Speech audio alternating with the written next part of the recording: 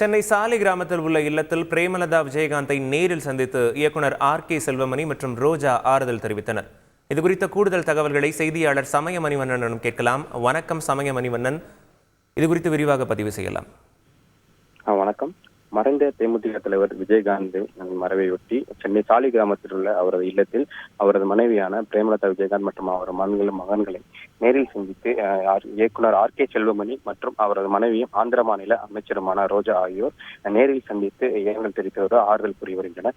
குறிப்பாக மறைந்த தேமுதிக தலைவர் விஜயகாந்தின் நினைவிடத்தில் தொடர்ந்து 11வது நாளாக பொதுமக்கள் அஞ்சலி செலுத்தி வருகின்றனர். இன்றைய தினத்தை பொறுத்தவரைக்கும் காலை முதல் தொடர்ந்து விட்டுவிட்டு மழை பெய்து வரும் சூழலில் பொதுமக்கள் மழையை பொருட்படுத்தாமல் மறைந்த தேமுதிக தலைவர் விஜயகாந்த் நினைவிடத்தில் வந்து அஞ்சலி செலுத்தி வருகின்றனர். இந்நிலையில சென்னை சாலை கிராமத்தில் உள்ள அவரது இல்லத்தில் பிரேமலதா விஜயகாந்தை நேரில் சந்தித்து இயக்குனர் ஆர்.கே. செல்வமணி, அதாவது விஜயகாந்தை வைத்து கிட்டத்தட்ட ஒரு 5 படங்களுக்கு மேல் வெற்றி படங்கள் குறித்த இயக்குனர் ஆர்.கே. செல்வமணியும் அவரது மனைவியும் ஆந்திர மாநில அமைச்சருமான ரோஜா ஆகியோர் நேரில் சந்தித்து இரங்கல் தெரிவித்ததோடு ஆறுதல் கூறி வருகின்றனர். அவர்கள் மட்டுமல்லாது இயக்குனர் ஹரி மற்றும் அவரது மனைவி பிரீதா ஆகியோரும் பிரேமலதா விஜயகாந்தையும் அவரது மகன்களையும் நேரில் சந்தித்து சென்னை சாலை கிராமத்தில் உள்ள இல்லத்தில் நேரில் சந்தித்து அவர்களுக்கு இரங்கல் தெரிவித்ததற்கு ஆறுதல் கூறி வருகின்றனர்.